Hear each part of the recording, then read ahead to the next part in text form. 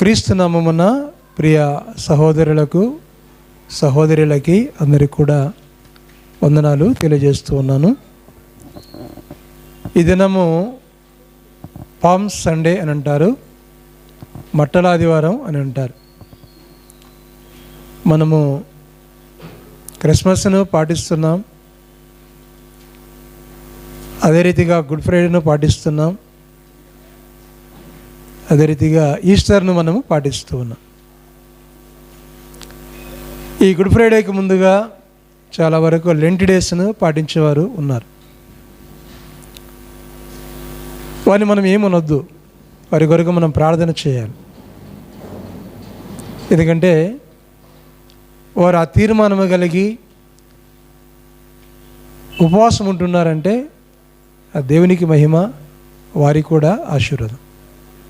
ఉండగలిగినటువంటి వారు ఉండొచ్చు. అంటే 40 డేసే కాకుండా ఇప్పుడు కూడా మనం ఫాస్టింగ్ ప్రేయర్ చేస్తూ ఉండాలి. అది కంటిన్యూగా మన జీవితంలో జరుగుతూ ఉండాలి.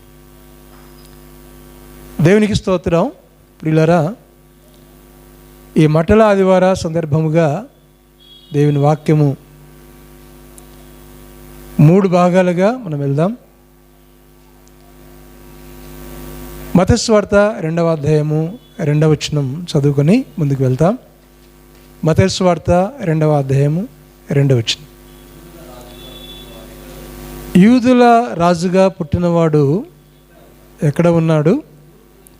తూర్పు దిక్కున మేము ఆయన నక్షత్రమును చూచి ఆయనను పూజింప ఉచితమని చెప్పాను. ఇది క్రిస్మస్ అంటాం. ఎందుకు ఈ మాట చదివించానంటే, తూర్పు దేశపు జ్ఞానులు, యూదుల రాజుగా పుట్టినవాడు ఎక్కడ ఉన్నాడు? ప్రియులరా, బైబిల్ గ్రంథములో యేసుక్రీస్తు పుట్టక మునుపు రాజు అని చెప్పటం, యేసుక్రీస్తు జన్మించిన తక్షణమే ఆయన యూదుల రాజుగా పిలువబడ్డం బైబిల్ గ్రంథంలో చూస్తూ ఉన్నాం. ఆ యూదుల రాజుగా ఆయన జన్మించాడు అనగానే ఆ హేరోదుకు, ఆ రోమా ప్రభుత్వానికి వారి గుండెలు అదిరిపోయాయి. కానీ యేసుప్రభువు వారి జీవితం మౌనంగా ఉండింది. అప్పటి నుంచే సైతానుడు ఎమ్మడిస్తున్నాడు. ఆయన మౌనముగా సాత్వికము కలిగి అని ఉన్నాడు. రాజు అంటే ఎట్లుంటాడు? రాజరికములో ఒక రాజుకు ఒక కుమారుడు పుడితే రాజకుమారుడు ఎలా ఉంటాడు? అతని ఉయ్యాల ఏంటి? అతని యొక్క బిల్డింగ్ ఏమిటి? రాజభవనం. అతని యొక్క వాహనాలు ఏమిటి? రథాలేమిటి? గుర్రాలేమిటి? అతని వాహనాలేమిటి? అతని జీవితం ఏమిటి? అతనికి పరిచర్య చేసేవారేమిటి? ఒక ఉన్నత కుటుంబంలో జన్మించిన వారికి ఆ బిడ్డకు చేసే పరిచర్య చేసేవారు, పరిచర్య చేసేవారు, పని మనుషులు ఎంతమంది? రాజుగా పుట్టాడు యేసుప్రభువు వారు. అయితే ఆయన లైఫ్ చూస్తూ ఉన్నాం, చాలా సామాన్యమైనది. రాజుగా పిలబడుతున్నాడు. ఆయన ఎక్కడ జన్మించాడు? ఎక్కడ ఆయన ఉన్నాడు? ఎవరి కుటుంబంలో జన్మించాడు? మనిషిని చూస్తే, అంటే ఆ వాతావరణాన్ని చూస్తే ఈయన రాజా అనిపిస్తుంది. అంటే ఆ పశువుల పాక, అక్కడ ఉన్నటువంటి పరిస్థితులు, వారి పేదరికం, ఇదంతా చూస్తే ఈయన రాజా అనిపిస్తుంది.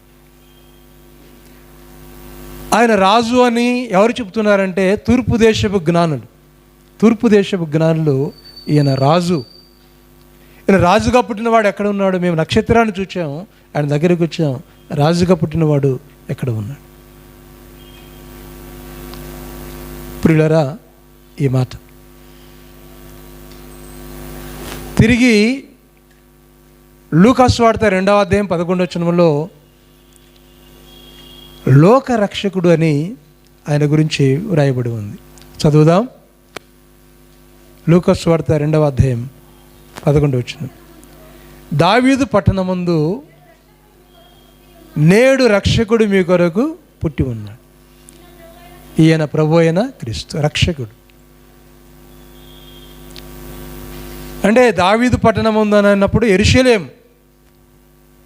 యెరూషలేము జ్ఞాపకం వస్తూ ఉంది. తర్వాత అక్కడ పుట్టినటువంటి రక్షకుడు జ్ఞాపకం వస్తూ ఉన్నాడు. యెరూషలేము ఉన్నటువంటి రాజు, ప్రియులారా, ఈజ్ ఏ కింగ్ అని ఇక్కడ చెప్పాడు. అకార్డింగ్ టు ఇక్కడ ఏం చెప్తున్నాడు? Is a saviour of the world. ఆయన ప్రపంచానికి ఎలా ఉన్నాడంటే రాజుగా ఉన్నాడు, ప్రపంచానికి రాజుగా ఉన్నాడు. దావీదు పట్టణమందు నేడు రక్షకుడు మీ కొరకు పుట్టి ఉన్నాడు. ఎవరి కోసం అండి? అందరి కోసం. దావీదు పట్టణమందు యెరూషలేమునికి ఎంతో ఘనత ఉన్నది. ఆ యెరూషలేము ఘనత ఎక్కడి నుంచి మనం చూస్తూ ఉన్నామనగా, మనము దావీదు దగ్గర నుండి, సొలొమోను దగ్గర నుండి ఆ ఘనత, దావీదు మహారాజు సొలొమోను దగ్గర నుంచి మహాఘనత చూస్తూ ఉన్నాం. యెరూషలేము పరిశుద్ధ పట్టణం is a great city of the world. అందుకే 122వ కీర్తనలో ఉంటుంది, you are praying to Jerusalem for ever, safety of protection of Jerusalem. యెరూషలేము యొక్క క్షేమం కొరకు మీరు ప్రార్థన చేయండి. అందుకే ఎప్పుడు కూడా మన జీవితంలో ప్రేయర్ చేయాలి. యెరూషలేము కోసం ప్రార్థన చేయాలి. యెరూషలేము యొక్క క్షేమం కొరకు ప్రార్థన చేయాలి. యెరూషలేము చుట్టూ కొండలు ఉన్నాయి అంటే దేవుని కాపుదల ఉన్నది. అలా మనం చూస్తాం. ప్రియులారా, యేసు పుట్టుక గురించి కొత్త నిబంధన గ్రంథంలో మత్తయి సువార్తలో, తర్వాత లూకా సువార్తలో చెప్పబడింది. అయితే యేసు ప్రభువు రాజుగా ఆయన ఊరేగే సందర్భాన్ని మనం 4 సువార్తలు మనం చూస్తాం. 2 సువార్తలో యేసు ప్రభువు రాజుగా పుట్టినటువంటి సందర్భం ఇక్కడ, అంటే ఆయన రాజు అని, తర్వాత ఆయన రక్షకుడని చెప్తాము. అదేవిధంగా అక్కడ ఆయన జన్మ వృత్తాంతము, బయోగ్రఫీ, మనము జినియాలజీ మనం చూస్తే అక్కడ మత్తయి సువార్తలో, లూకా సువార్తలో ఉంటుంది. తర్వాత మార్కు సువార్త కానీ, ఆ తర్వాత యోహాను సువార్తలో కానీ అక్కడ మనకు కనిపించదు. వారి వివరాలు ఆ 2 భాగాల్లో ఆ వివరాలు ఉన్నాయి. మార్కు, యోహానులో ఆ వివరాలు ఉండవు. ప్రియులరా, ఈయన రాజుగా ఈయన వస్తున్నాడు. యెరూషలేములో ఊరేగింపు. అదే కదా మట్టల ఆదివారం అంటే, యెరూషలేములో ఊరేగింపు. బెత్లెహేములో ఆయన జన్మించాడు. అప్పుడు కలవరం, ప్రజలకు కలవరం, ఒక పక్క రాజులకు కలవరం. ఆయన సాఫీగానే ఉన్నాడు ఈ లోకములో, సాఫీగానే జీవించాడు ఈ లోకములో, మంచి సేవ చేశాడు ఈ లోకములో, అద్భుతమైన పరిచయం చేశాడు ఈ లోకములో. కానీ ఆయన ఈ లోకములో ఉన్నంతకాలము రాజుగా, ఆ టీవీగా ఆయన బ్రతకలే. రాజుకున్న అధికారాన్ని చూపించలే. రాజే అయినప్పటికీ కూడా ఆ విధంగా ఆయన ఆ పవర్ని ఆయన చూపించలే.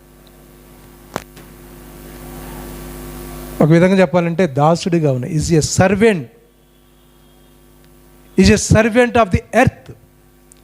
ఆయన ఎలా ఉన్నాడంటే భూమి మీద ఆయన ఒక దాసుడిగా ఉన్నాడు. ప్రియులరా, ఆకాశంలో నక్షత్రం, శాస్త్రవేత్తలు, పరిశోధకులు, గొల్లలు ఆయన రాజుగా గుర్తించారు. రాజుగా పరిశుద్ధాత్మ దేవుడు తెలియపరిచాడు. ఆ సందర్భాన్ని బైబిల్ గ్రంథంలో మనం చూస్తాం. ఇలాంటి పరిస్థితి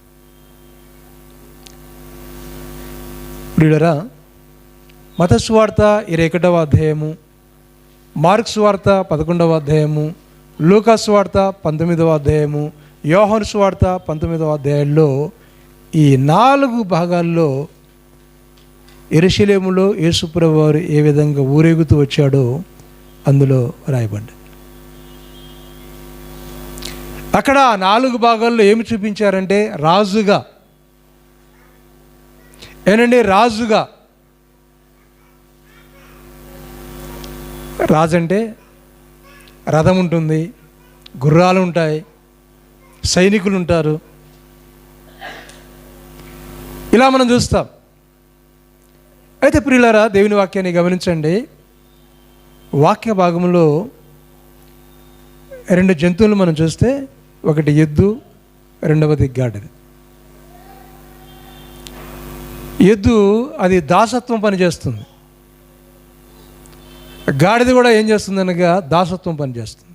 ఎద్దు దాసత్వం పనిచేస్తుంది, గాడిద కూడా దాసత్వం పనిచేస్తుంది. ఎద్దు లాంటి లైఫ్ను, గాడిద లాంటి లైఫ్ను మనం కోరుకోం. గాడిద లాంటి లైఫ్ను మనం కోరుకుంటామా? ఎద్దు లాంటి లైఫ్ను మనం కోరుకుంటామా? మనదంతా కూడా హై లెవెల్ మంచి మంచి పొజిషన్లు మనం కోరుకుంటాం, రథాలను కోరుకుంటాం, గుర్రాలను కోరుకుంటాం, వెహికల్స్ని కోరుకుంటాం. ప్రియులారా, ఎద్దు లాంటి జీవితము, గాడిద లాంటి జీవితం ఎవరు కోరుకోరు. రాజుగా పుట్టాడంటే ఆ రాజును మంచి బంగారపు ఉయ్యాల్లో వేసి, బంగారపు పాత్రల్లో, ఆ ప్లేట్లో వారికి తినిపిస్తారు, ఆహారాన్ని తినిపిస్తారు. అలా చేస్తారు.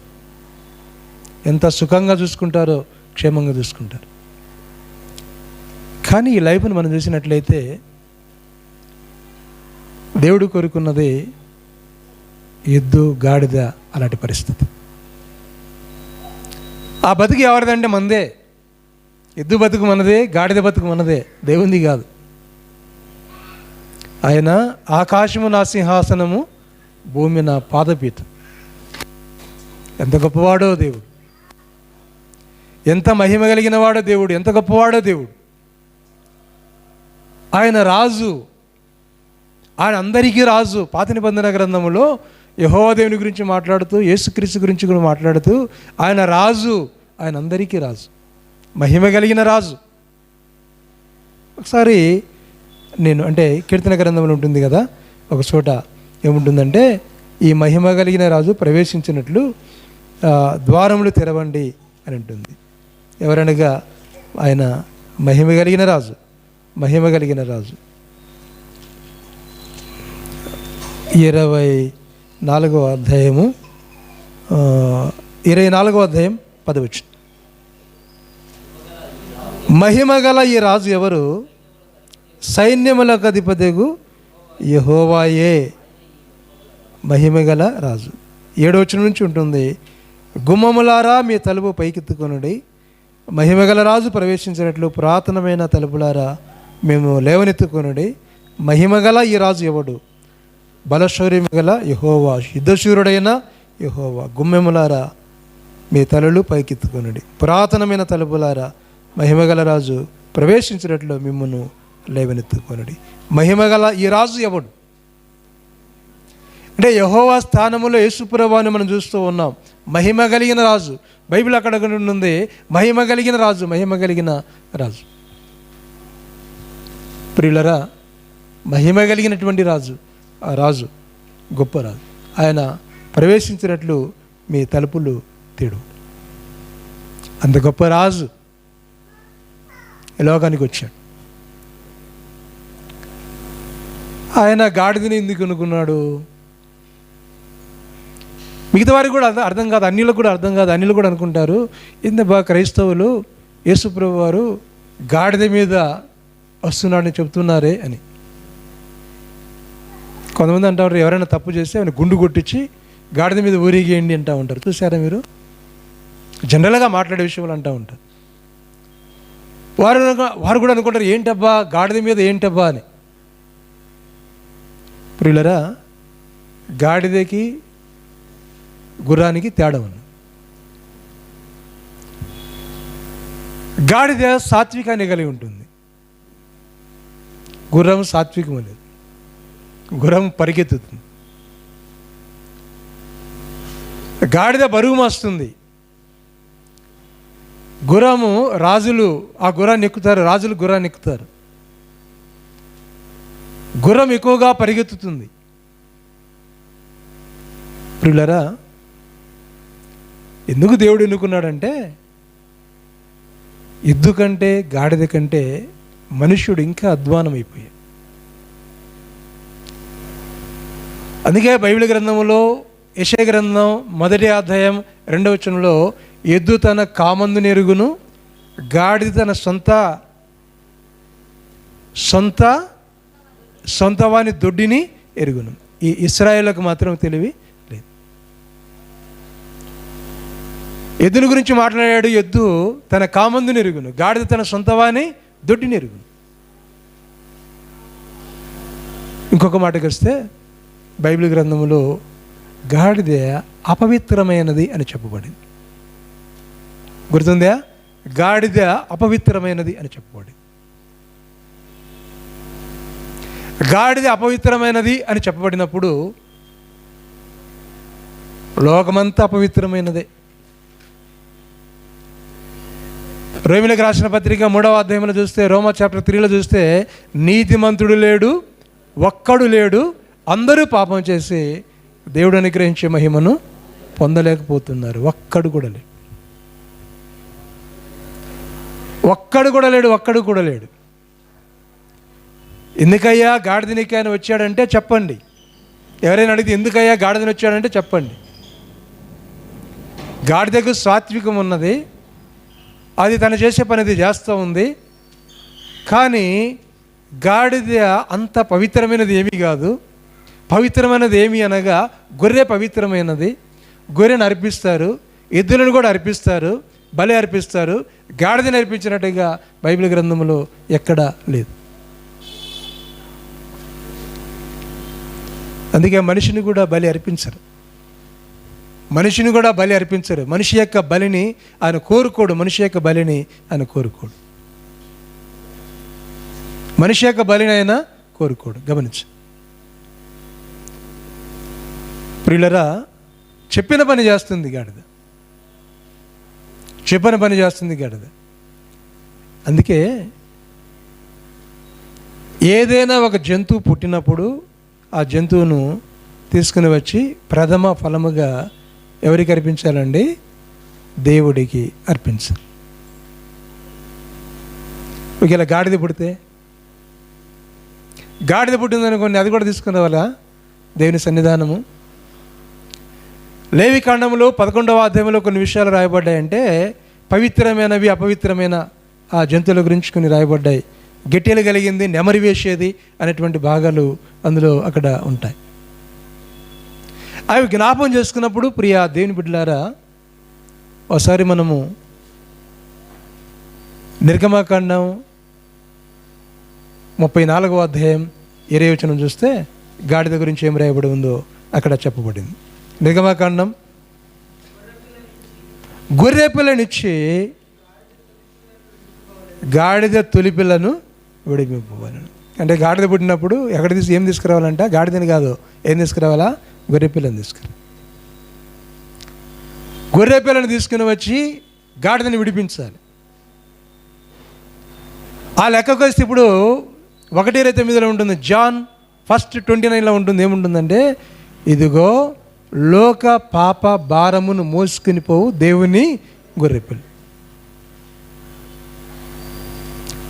లోక పాప భారమును మోసుకుని పోవు దేవుని గొర్రెపిల్ల. ఇదిగో లోక పాపమును మోసుకొని పోవు దేవుని గొర్రెపిల్ల. అంటే గాడి దగ్గర దాసత్వం ఉంది, గాడి దగ్గర శాపం ఉంది, గాడి దగ్గర పాపం అనేటువంటి దాన్ని చూస్తూ ఉన్నాం, దాని స్థానంలో ఉన్నది. అక్కడ పవిత్రమైన జంతువు ఏమిటనగా గొర్రెపిల్ల పవిత్రమైన జంతువు. కాబట్టి గొర్రెపిల్లను బలి అర్పించినటువంటి విధానాన్ని బైబిల్ గ్రంథంలో మనం చూస్తాం. గొర్రె పిల్లను బలి అర్పించినటువంటి విధానం మనం చూస్తూ ఉన్నాం. ఒక విధంగా చెప్పాలంటే ఆ గాడిద మీద ఎవరెవరు ఉన్నారు, ఆ గాడిద మీద ఎవరు ఎక్కారంటే అబ్రహాం ఎక్కాడు, ఇస్సాకు ఎక్కాడు. అబ్రహాం ఎక్కాడు, ఇస్సాకు ఎక్కాడు.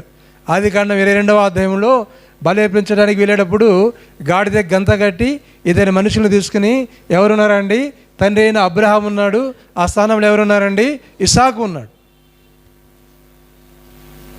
ఇస్సాకును యేసుప్రభువారితో మనం పోలిస్తాం, ఇస్సాకును యేసుప్రభువారితో మనము పోలిస్తాం. ఎక్కడికి వెళ్ళారండి? మొరియా పర్వతం మీద బలి అర్పించడానికి వెళ్ళినటువంటి సందర్భాన్ని బైబిల్ గ్రంథంలో మనం చూస్తాం. మంచిదే, ఒక యేసుప్రభువారే కాదు గొర్రెని ఎన్నుకున్నది, యేసుప్రభువారే కాదు. అలనాడు రాజులు కూడా గుర్రాన్ని కాకుండా గొర్రెని ఎన్నుకున్నారు, గుర్రాన్ని కాకుండా గాడిదని ఎన్నుకున్నారు. గాడిదని ఎన్నుకున్నారు అంటే పరిపాలన చేసేటువంటి వాళ్ళు గాడిదని ఎన్నుకున్నారు. బైబిల్లో ఎందుకు ఇలా రాయబడి ఉన్నది అంటే, నీ రాజు సాత్వికుడును దీన మనసు గలవాడై గాడిద భారవాహక గాడిద పిల్లనెక్కి వచ్చును అని ఎక్కడ రాయబడి ఉంది? పాత నిబంధన గ్రంథంలో జకర్యా గ్రంథం 9:9. నీ రాజు, వాళ్ళకు కూడా అర్థం కాదు ఏంటబ్బా అని, అనిలకు అర్థం కాదు ఏంటబ్బా అని. నీ రాజు అన్నప్పుడు అనిలకు అర్థం కాదు ఏంటబ్బా అని.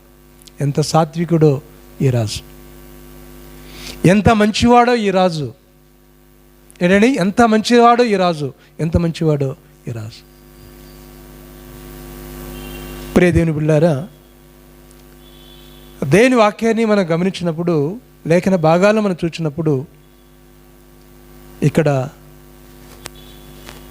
రాజులు గుర్రాన్ని కాకుండా గాడిదని ఎన్నుకొని ఆ గాడిద మీద నడిచేవారు.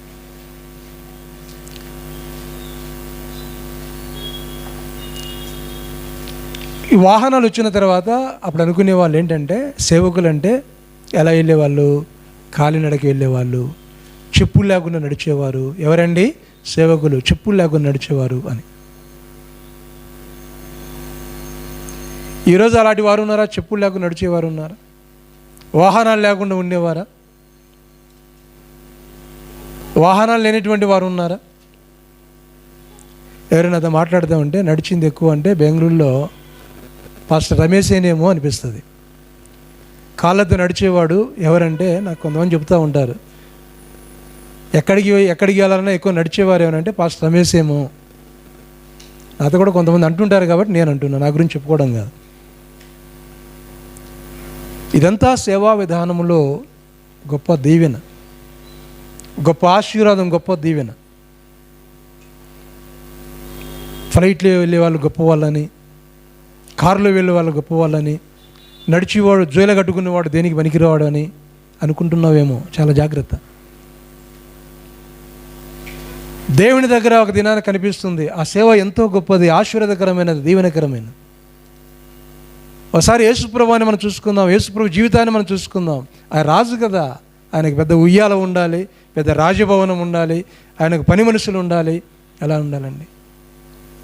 ఆయన చెప్తూ ఉండే, ఆ సేవకు నడుస్తూ ఉంటే 10 మంది ఆ పక్క ఈ పక్క, 10 మంది బంట్రోతుల్లాగా,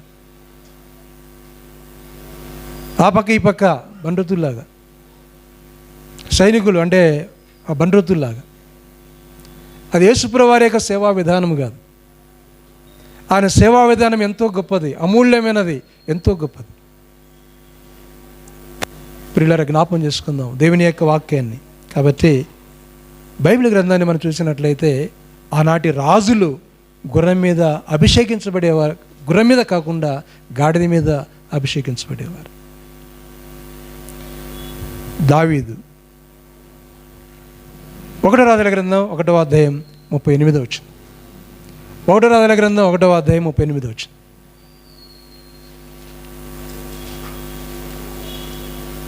దేవునికి స్తోత్రం. 1 Kings chapter 1:38. కాబట్టి యాజకుడైన సాదోకును ప్రవక్త అయిన నాతానును యెహోయాదా కుమారుడైన బెనయాను కెరేతీయులను పెలేతీయులను రాజైన దావీదు కంచెర గాడిద మీద సొలొమోనును ఎక్కించి గిహోనునకు తీసుకొని రాగా యాజకుడైన సాదోకు గుడారముల నుండి వీళ్ళంతా వచ్చి ఏం చేశారండి? ఆయనను అభిషేకించారు. అది ఎవరి గాడిదంట? అది దావీదు గాడిద. దావీదు చాలా ఫేమస్ కదా. దావీదు గొల్యాతును చంపినవాడు కదా. యుద్ధంలో మంచి సామర్థ్యం కలిగిన వాడు కదా. గుర్రం మీద వెళ్ళలేదు కదా ఆయన మీదకి. అప్పుడు అలా ఉన్నాడు. రాజైన తర్వాత కూడా ఆయన చూస్తూ ఉన్నాం. ప్రియ దేవుని బిడ్డలారా, ఏం చూస్తున్నామండి? ఇక్కడ ఆయన రాజుగా అభిషేకించబడేటప్పుడు గాడిద మీద అభిషేకించబడ్డాడు దావీదు మహారాజు. అదే గాడిద ఎవరికి వచ్చిందండి? సొలొమోన్. అదే గాడిద గురించి మాట్లాడుతున్నాను. ఆ గాడిద మీద సొలొమోన్ మహారాజును ఆయన ఊరేగిస్తూ ఆయన రాజుగా అభిషేకిస్తున్నటువంటి సందర్భం బైబిల్ గ్రంథంలో వ్రాయబడి ఉన్నది. అంటే దేవుని చట్టం ఉంది. ఆ చట్ట ప్రకారముగా మనం ఎక్కడైతే మనం ఫాలో అవుతామో, ఆ చట్ట ప్రకారముగా మనం నడుస్తామో, అది మనకు దీవెన. బైబిల్ గ్రంథం ఉన్నది, ధర్మశాస్త్రం ఉన్నది, వాక్యం ఉన్నది. దీని ప్రకారముగా మనం నడిచినట్లయితే ఎంత దీవెనో, ఎంత ఆశీర్వాదం. ప్రియ దేవుని బిడ్డలారా, అందుకే దరిదాపుగా 33.5 సంవత్సరం అలానే ప్రభు యొక్క పరిచర్య సేవ విధాన్ని మనం చూస్తాం. కాబట్టి ఇక్కడ మత్తయి సువార్త 21వ అధ్యాయానికి మనం వద్దాం. మత్తయి సువార్త 21కి వచ్చినట్లయితే ఇక్కడ వారు చేస్తున్నటువంటి పని మనం చూస్తూ ఉన్నాం. 8వ వచనం చూడండి. 8వ వచనం నుంచి చదువుకుందాం. జన సమూహములోను అనేకులు తమ బట్టలు దారి పొడుగున పరిచిరి, కొందరు చెట్ల కొమ్మలు దారి పొడుగున నడిచిరి. జన సమూహములలో ఆయనకు ముందు వెలుచున్న వారును వెనుక వచ్చుచున్న వారును దావీదు కుమారుడైన దావీదు కుమారునికి జయము, ప్రభువు పేరిట వచ్చువాడు స్తుతించబడినగాక, సర్వోన్నతమైనటువంటి స్థలములలో జయము అని కేకలి వేసిరి. చూడండి, దావీదు కుమారునికి జయము, ప్రభు పేరిట వచ్చేవాడు స్తుతించబడినగాక. ఈ సందర్భంలో ఎలా ఉన్నాడు ఆయన అంటే రాజుగా.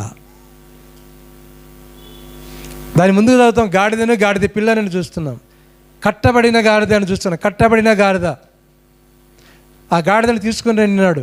అలా చెప్పొచ్చు కదా. ఏమి అడిగినా కూడా యేసు ప్రభుకి అప్పుడే ఆయన ఎన్నో స్వస్థతలు చేశాడు, అద్భుతాలు చేశాడు, చనిపోయాను లేపాడు. ఇంత స్థానం కలిగినటువంటి వాడికి ఎంత స్టేటస్ ఉండాలి? శిష్యులు పంపించి ఏం చెప్పాడు? గాడిదను అక్కడ ఇప్పుకొని రండి అన్నాడు. ఏమన్నాడని? గాడిద అక్కడ ఇప్పుకొని రండి. అది ఎవరైనా ఏమైనా అడిగితే అది ప్రభువుకు కావలసి ఉన్నదని చెప్పండి అన్నాడు. అది ప్రభువునకు కావలసి ఉన్నదని చెప్పండి అంటాడు. ప్రభువునకు కావలసి ఉన్నదని చెప్పండి అంటాడు. దేవునికి స్తోత్రం. ఈరోజున ఎవరైనా ఒక మినిస్టర్ వస్తున్నాడంటే ఏం చేస్తామండి? దారి పొడుగున ఏం చేస్తామండి? మనము అవన్నీ పరిచేస్తాం. చేపలు, మ్యాట్లన్నీ కూడా పరిచేస్తాం.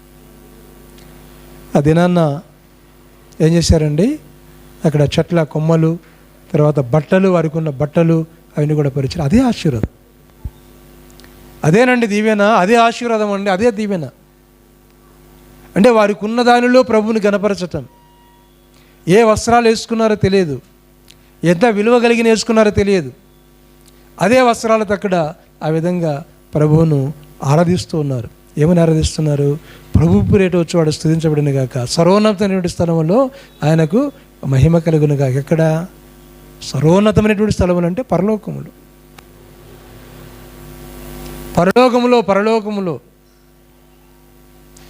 ఈ లోకంలో ఒక ఆయన విజయాన్ని పొందినప్పుడు ఆయన గుర్రం మీద ఊరేగించారు. ఎవరినండి? యోసేపును. రాజైన తర్వాత ఫరో తన గుర్రాన్ని ఇచ్చి, గుర్రం మీద ఎక్కించి ఆయనకు మంచి ప్రశస్త వస్త్రాలు, నారా వస్త్రాలు ధరింపజేసి చేయినేసి, మెడలో చేయినేసి, ఉంగరం తొడిగి, అంటే అంత గణపరిచాడు. యేసుప్రభు అలాంటి కోరుకోలే. ఒక గాడిద తీసుకురండి అన్నాడు. ఆ గాడిద మీద యెరూషలేము యొక్క పురద్వారాల దగ్గర యేసుప్రభు వారు మరణించబోతూ ఉన్నాడు. యేసుప్రభు తన ప్రాణం పెట్టబోతూ ఉన్నాడు. యేసుప్రభు వారు శిలువను ఆయన ఎక్కబోతూ ఉన్నాడు. యేసుప్రభు వారు శిలువను మోయబోతూ ఉన్నాడు. ఆ మోయబోయే సందర్భముగా యేసుప్రభు వారు ఆ పురద్వారాలలో గాడిద మీద ఆయన ఊరేగుతూ ఉన్నాడు. ఎంత మహిమో దేవునికి! తనైన దేవుడు ఎంత, ఆయన నామం ఎంత ఘనపరచబడి ఉంటుందో. మార్కు సువార్త 11వ అధ్యాయము ఇక్కడ 9వ వచనంలో చూస్తాం. మరియు ముందు వెలుచుండిన వారును వెలక వచ్చుచుండి వారును జయము ప్రభువు పేరట వచ్చువాడు స్తుతించబడిన గాక. వచ్చుచున్న మన తండ్రి అయిన దావీదు రాజ్యం స్తుతించబడిన గాక. సర్వోన్నతమైన స్థలములలో జయమని కేకలు వేయుచుండరే. ఎక్కడండి? యెరూషలేములో. దావీదు మహారాజు కూడా యెరూషలేములోనే, సొలొమోను మహారాజు కూడా యెరూషలేములోనే రాజు అయినది. అక్కడ వారు రాజు అయినది. ప్రియులరా, 19వ అధ్యాయానికి రండి. లూకా సువార్త 19వ అధ్యాయంలో అక్కడ కూడా మనము చూస్తాం.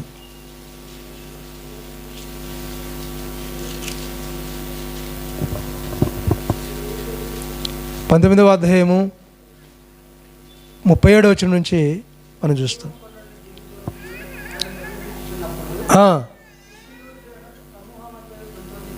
అంటే ఇక్కడ 29 నుంచి ఉంటుంది.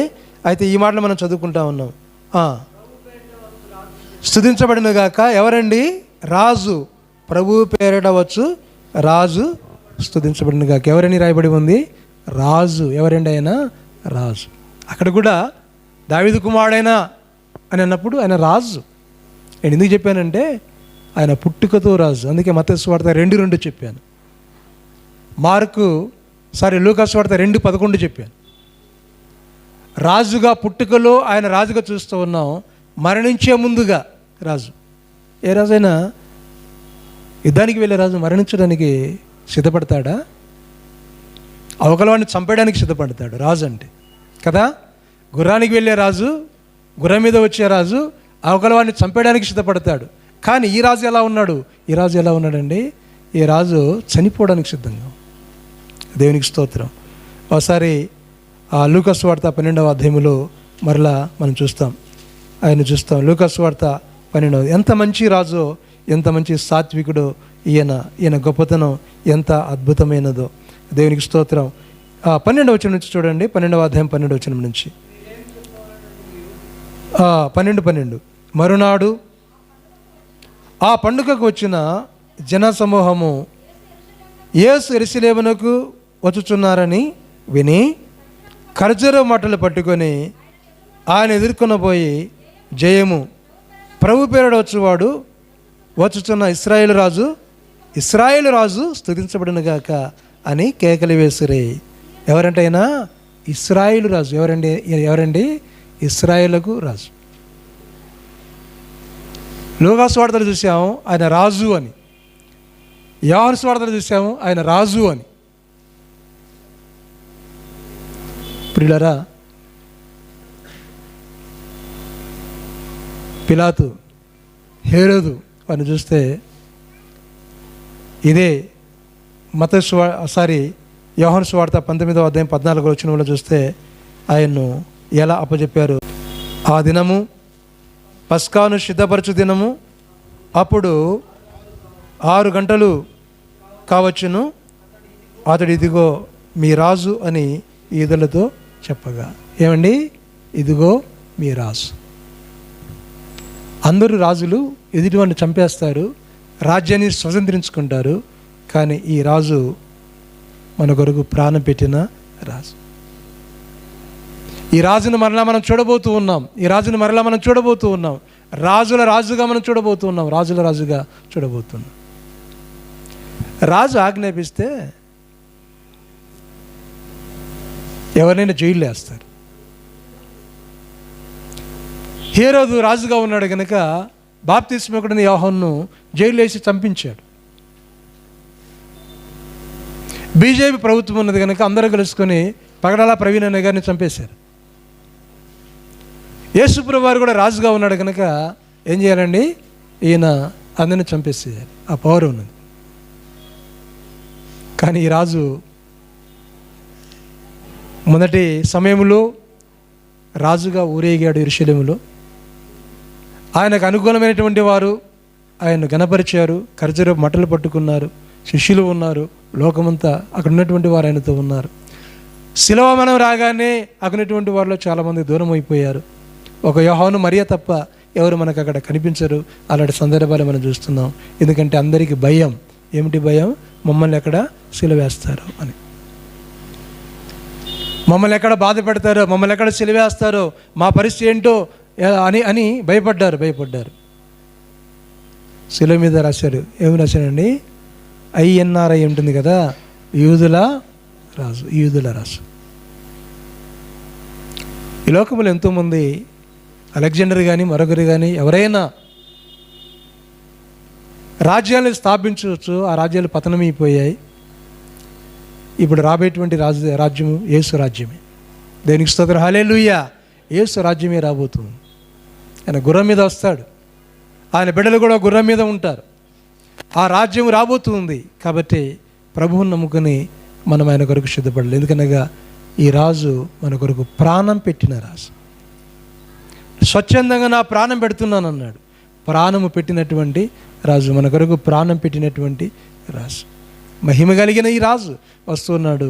మీ గుమ్మాలు తెరవండి అన్న సందర్భాన్ని చూస్తున్నాం. ఆయన గాడిద మీద వచ్చేవాడుగా నువ్వు చూస్తే నీకు రక్షణ రాదు. ఆయన దాసుడిగా చూస్తే నీకు రక్షణ రాదు. నీ దాసత్వాన్ని, నీ శాపాన్ని, నా శాపాన్ని భరించిన వాడిగా, గొప్ప దేవుడిగా, రక్షకుడిగా, పరలోకము నుండి ఈ లోకానికి దిగి వచ్చినటువంటి రాజు అని నువ్వు ఎప్పుడైతే గ్రహిస్తావో నీకు రక్షణ వస్తుంది. యెరూషలేము మనకు ప్రధానమైనటువంటి స్థలం కాబోతూ ఉంది. అక్కడ ఉండబోతూ ఉన్నాం. జ్ఞాపం చేసుకుందాం ప్రియ సోదరుడా, సోదరి. ఆ రోజు ప్రభువును ఆరాధన చేశారు. ప్రభువును స్తుతించినటువంటి వారే సిలువేసినటువంటి సందర్భాన్ని మనం చూస్తాం. వారే కదా మనం కూడా సిలువేశాం ప్రభు వారిని. బరబ్బా ఒకడే కాదు, మనం కూడా సిలువేశాం ప్రభువుని. కారణం ఏంటంటే మన పాపములు, మన అపరాధములు ప్రభువును సిలువేశాయి. జ్ఞాపం చేసుకుందాం. ప్రభువుని అంగీకరిస్తే నీకు రాజుగా ఆయన ఉంటాడు, రక్షకుడిగా ఉంటాడు. దావీదు చనిపోయాడు, సొలొమోను చనిపోయాడు, తిరిగి లేయలేదు. కానీ యేసు ప్రభువు వారు తిరిగి 3వ దినాన లేచినటువంటి మహిమ కలిగిన రాజు. దేవునికి స్తోత్రం. ప్రేమ కలిగిన దేవ, పరిశుద్ధుడా, మీ ఘనమైన పరిశుద్ధమైన పాదములకునైనా వందనాలు, స్తోత్రాలు. ఈ మట్ల ఆదివారమున ప్రభువా మీరు మాకు అందించిన సందేశాన్ని బట్టి వందనాలు. బలపరిచి దీవించండి అయ్యా. దాసత్వాన్ని మేము కోరుకోవాలి, ఆ జీవితాన్ని మేము కోరుకోవాలనైనా, ఆ మనసుని మేము కోరుకోవాలి ప్రభువా. అందుని బట్టి మీకు స్తోత్రం చెల్లిస్తున్నాం. మేము కూడా నాయనా అలాంటి మనసు కలిగి ఉండినైనా ప్రభువా, ఈ భూలోకంలో ఉన్నంతకాలమునైనా నమ్మకమైన సేవకులుగా నుండి కృప చూపించమని. దాసుడిగా మీరు వచ్చినైనా మీరు తాను తగ్గించుకుని మా కొరకు మరణించారు, తిరిగి లేచారు ప్రభువా. మీరు మహిమ కలిగిన రాజుగా ఒక దినాన ప్రపంచం చూడబోతూ ఉంది. అలాంటి దినం రాబోతూ ఉంది. ఆ భాగ్యాన్ని మాకిచ్చినందుకై, ఆ రక్షకుని మాకిచ్చినందుకై వందనాలు తెలుస్తున్నాం. అలనాడు తూర్పు దేశపు జ్ఞానులు గ్రహించగలిగినారు, గొల్లలు గ్రహించగలిగినారు, దేవా ఆత్మీయులు గ్రహించగలిగినారు. అందుని బట్టి స్తోత్రం చెల్లిస్తూ విన్నవారిలో ఆ వాక్యాన్ని మా హృదయంలో ఉంచుకొని బలపడే కృప దయచేయమని యేసు నామమున ప్రార్థించి వేడుకొనుచున్నాము తండ్రి, ఆమేన్. దేవునికి స్తోత్రం. హల్లెలూయా.